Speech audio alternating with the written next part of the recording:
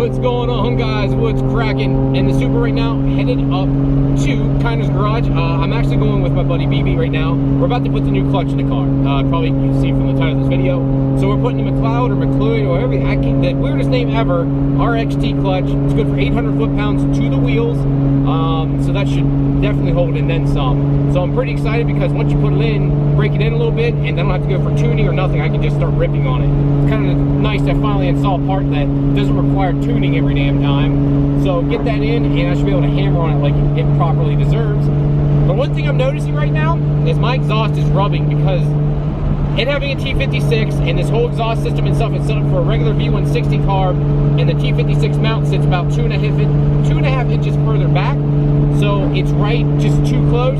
So I might have to rotate the exhaust over some, and hopefully I get some more clearance out of it. But I'll talk to you guys more and show you guys more once we get up underneath the car. All right, guys, so we're here right now. We've got BB over here getting ready. He is a mechanic, so he is dirty. He worked all day. Now he's helping my dumbass. And we've got all the parts laid out here. So we've got the TILTON slave cylinder. We've got some extra parts I have in here. This is the TILTON master cylinder. And then we have the McLeod clutch, which is a RXT twin disc, good for 800 foot-pounds, like I mentioned earlier. There's the actual part number. So if you're looking for one, guys, there's the part number itself. And here's the hydraulic throw bearing. We also have ARP studs because I could reuse the ones I have, but I don't like reusing studs when it comes to flywheels. How about you, BB? No. I just, like, I don't want to lose my legs. I kind of like my legs, and I don't want to lose them. All right, guys, so the Supra's up in the air now. Again, I've got all the parts here. Here's the TILTON hydraulic cylinder.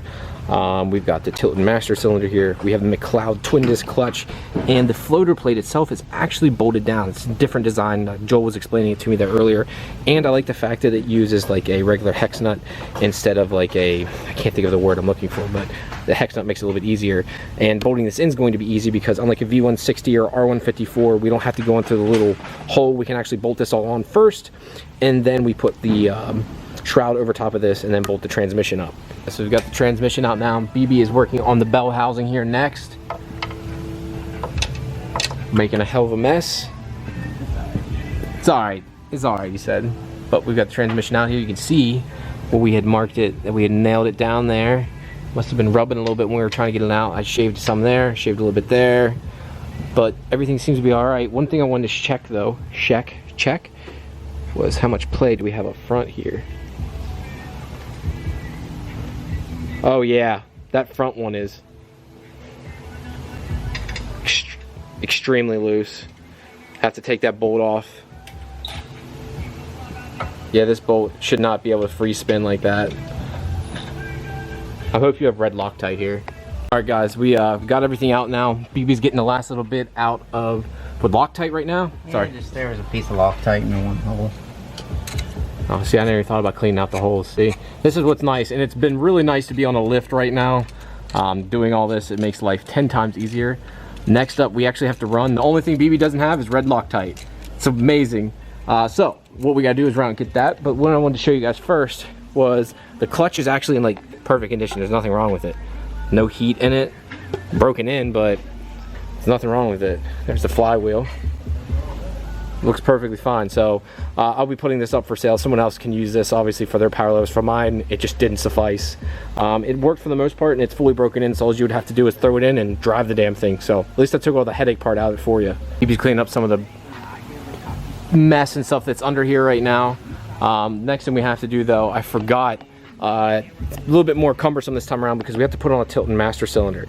So we actually have to bolt this in, go inside the car, bolt everything up, and then I've never done this. I think it works the same style with the OEM, I believe. I'll have to take a look at it here. I'm not really 100% sure, but we'll find out here shortly. It is nice having the car up though, like makes it way easier. So we're getting ready to install the flywheel here next, guys. One thing I wanted to mention here, if I haven't already, McLeod is different in the fact that usually for a twin disc, triple disc, whatever, you have floater plates. The floater plates are actually bolted in. There's a bolt that holds them in, which is quite strange. I've never seen it before. But what I like with McLeod is you can see the six red washers here. There's 6 red washers where you actually bolt down the pressure plate. The 2 black ones indicate where your floaters go to. So I like the fact that they color coordinate that just as a safety. You wouldn't be able to bolt it down anywhere else besides those 2, or there's 3 I should say. But I like the fact that they do that and kind of make it idiot proof. So BB's going to explain how this clutch and flywheel and the whole plate system works here. Alright, so you have your bottom plate, your floater, and the top plate. Just basically how we took it off. But there's a blue mark from whenever the clutch was assembled. And there's a mark on the pressure plate. And there's a blue mark on the flywheel. All of them have to be in a line. So For it to work. For it to work. Over here, our blue line. Okay, yep. And our blue line, and like Ryan said, the black Floaters? dowels. I guess, yeah, we'll call it for the floaters. You want to run over and grab the alignment tool? Yes. And guys, I want to mention I messed up. I actually have the billet alignment tool, but I forgot at the house, so we're sufficing with this right now. This does work. I don't want to feel like you have to use the billet one, but it does help.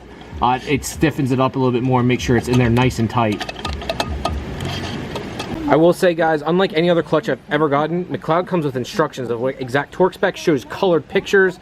I mean, I'm not sure what your opinion is. That's impressive to me. I mean, I've never seen a clutch come with any type of instructions, not like this, and it's specific to the clutch itself, so it's quite nice. And it shows you how to measure for the, what's the word I'm looking for here? Throw-out bearing. Throw-out bearing. It has throw-out bearing instructions, which ours is a little bit different though, because we have a TILTON. So, but it does come with actual instructions for that, which 9 times out of 10 you never ever get that stuff. So this is the one advantage, guys. If you are looking for a McLeod clutch, I would highly recommend it, just for the simplicity of giving you every little bit of detail. All right, BB's going to go ahead and install the pressure plate now. So, as you guys can see too, the pressure plate looks like a general or a generic just pressure plate you'd see on many other clutches. It's nothing fancy like the OS Geiken, but you'll definitely pay for the OS Geiken price to have that billet piece. Now, BB's going back to double check real quick. He wants to run these in. Just not like tight, but like, yeah, just got to get them on, right? We don't have all night here. We got to get shit done, quick and in a hurry. If you can get the fucking socket off. And I highly recommend Fuel over my generic Milwaukee's. They have so much more strength, and on top of it, they go on so much quicker. Go ahead, BB's gonna go ahead and torque these down now. Apparently we got a lot more to go than we thought. Damn. All right, so this is why we draw them on, because good Lord, look at this. We wouldn't have drawn them on, they'd been a lot worse. Hot diggity damn. Okay, BB, so where are we at right now? All right, so with the instructions, we torqued the flywheel to 75 foot-pounds with red Loctite. Went a little bit above what factory spec was. Factory spec was like 60, 61 pounds. So we did that. Then we torqued the floater plate, yep. The float plate to 35 foot-pounds. Okay. And then we the rest of the bolts put on the pressure plate. And if you can see, we got 1, 2, 3. We went in a star pattern to get an even torque. Yep. First time around, you torque to 25 foot-pounds, and you do it again at 35 foot-pounds. Okay. No Loctite on the pressure plate bolts. No Loctite and pressure plate bolts, guys. Remember that. Sweet. All right. What's well, trans? I guess. Or no, we got to do the. Probably do the master cylinder next, or what do you want to do? Whatever you want to do. Well, you got to do the bell housing first. Yeah. So let's put the bell housing on. We're under here. All right, BB. So what's up next here? All right. Courtesy of Joel Granis, we're going to set the distance for the throwout bearing. You want the bell housing on the car with the clutch completely installed and torqued down. You're going to take a straight edge and a dot caliper, and you're going to measure the distance from the face of the bell housing to the highest point on the pressure plate. The clutch fingers there, right? The fingers of the pressure plate. So if they're rounded off and it goes down, don't go to the edge, go to the highest point. Highest point, because that's where the bearing's going to ride. I just wanted to clarify that because I'm an idiot and I want to make sure if there's any other idiots out there, God forbid if there is any, I want to make sure they understand that. So again, it's the highest point of those fingers. Yes. Then we're going to go to the transmission with throwout bearing on. You'll take a straight edge this way, and you're going to measure the distance from the back of the straight edge to the bell housing. The face of the transmission. Yeah. Yep. And Joel said you're going to subtract 5 millimeter from the distance you got off of the clutch to bell housing, and that will give you your distance to set the throwout bearing. All right, guys, so it's the next day here. We've got the throwout bearing on, and I usually put DEI heat strap or wrap, whatever you want to call it, around all these lines because in case they rub, heat, everything else. Unfortunately, since these have dash 4 fittings on it, my normal wrap doesn't slide up over, so we had to slice it, and BB has some bigger heat wrap, or what'd you call it, heat shrink? Bigger heat shrink here, so let me get some focus underneath the car that we're going to use to seal off the ends, and then I'm going to use black electrical tape to wrap it off. Just don't want it rubbing because it's going to be in the car like so, and I don't want it to rub through. All right, it's time to put the transmission back in now, guys. Again, from last night, sorry, it's morning now. We had to tighten down the bolts here for the Sicky shifter. One thing I did learn here, BB, and I've done this before and I forgot, to get this up, because right now there's no weight on it, so the motor's obviously sitting up flat. Loosen up the engine mounts and let the motor lean back some. It makes the life a lot easier. Joel said he set his race car up so it actually has a pivot mount. So when he drops the transit, the engine literally sits like this, so it just slides in and out. But the factory way to do is loosen up the motor mounts, and it just slides out. So Toby stopped by, guys. Got his car inspected. How sexy he looks. Oh, dude, he's got a brand new triple disc clutch from Clutchmaster, guys. So don't judge him. The car is clean.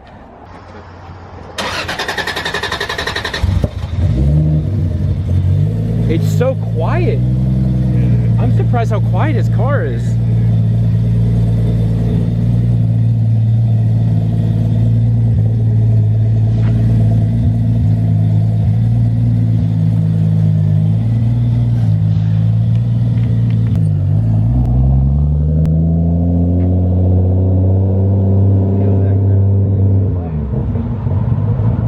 Guys, I gotta apologize to you. I didn't get to show as much as I would like.